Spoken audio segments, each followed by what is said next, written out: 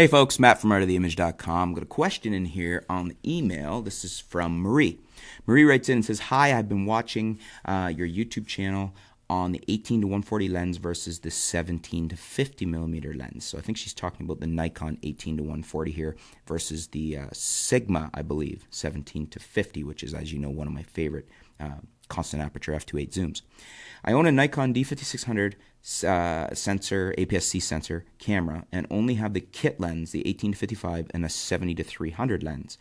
My question is, I photograph a lot of cars doing burnouts in low light at events, and I would love to use a lens like the 18 to 140 f2.8, but I'm not sure if there's one suitable to a C sensor camera.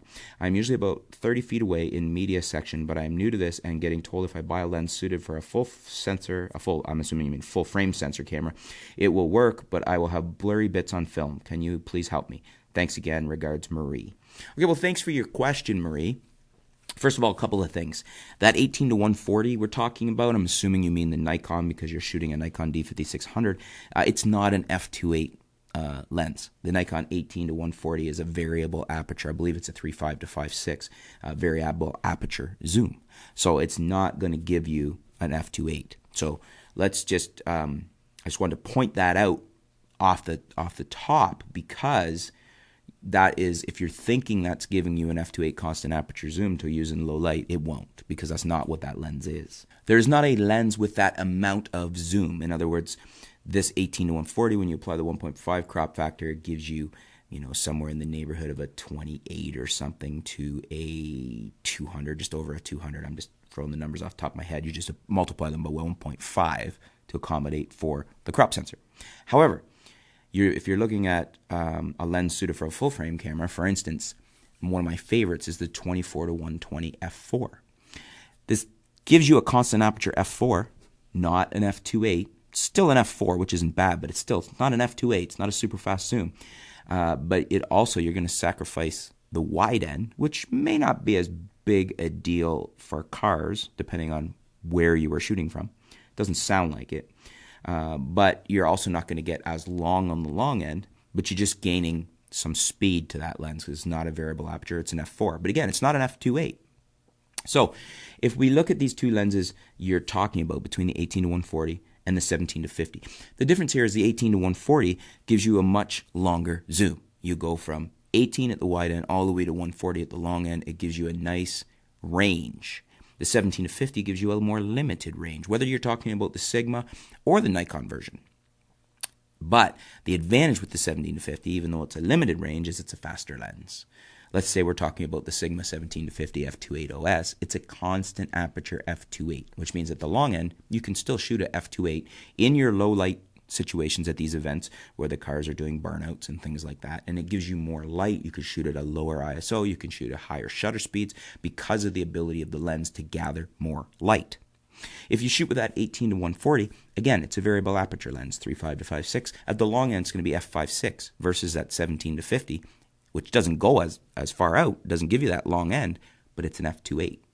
The fastest you're going to get out of that 18 to 140 is 3.5, and that's mostly right at the wide end. It changes quite quickly as you start to zoom out. So you're getting a much faster lens even though you're getting a shorter range. And that's what you have to make your decision from.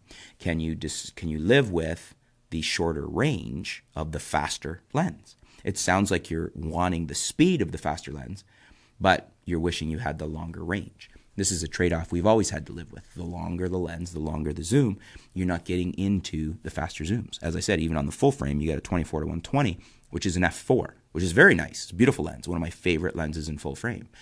But it is a constant aperture f4, so the fastest you can get at the long end at 120 is f4. The 17 to 50 gives you an f2.8. So as you can see here, you're sacrificing, you've got a decision to make. You've got speed versus range of your zoom. So if you want more range, you got to sacrifice the speed of the lens. In other words, you're going to have to shoot at slower shutter speeds and higher ISOs to compensate. If you want the longer range, if you want the faster aperture, I should say, so the f2.8 lens, which is the 17 to 50, you don't get the range, but you can shoot at the faster aperture. You can shoot wide open at f2.8 right through the zoom range of 17 to 50. And then you can use lower ISOs or faster shutter speeds or a combination of both in your low light events. So I hope that helps explain it for you. That is how you're going to need to make your decision in what you can live with. And you may not really know until you've either borrowed or rented or something, either of these lenses, to see what you can or can't live with.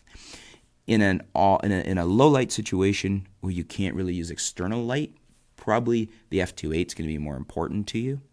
I put forward a suggestion maybe that an 18-140 plus, for instance, a 50 f1.8. Maybe the 50 f1.8 will allow you to get some shots. It's even faster at f1.8 in the low light. And then the 18-140, you can shoot at higher ISOs, which the D5600 is quite capable at, and have the range of the lens. Might be another option for you. But you're just going to have to decide what you can live with. Can you live with without the fast lens, or can you live without the long zoom? And which is more important? Prioritize them. What do you guys think? Let me know in the comments below. Let's help out Marie. What would you do here? What do you think is more important in her situation? Which way would you go? Is there another option I haven't considered? Let us know in the comments below. Let's give Marie a hand. Thanks again for your question, Marie. Stay tuned. We'll be back soon here at artoftheimage.com.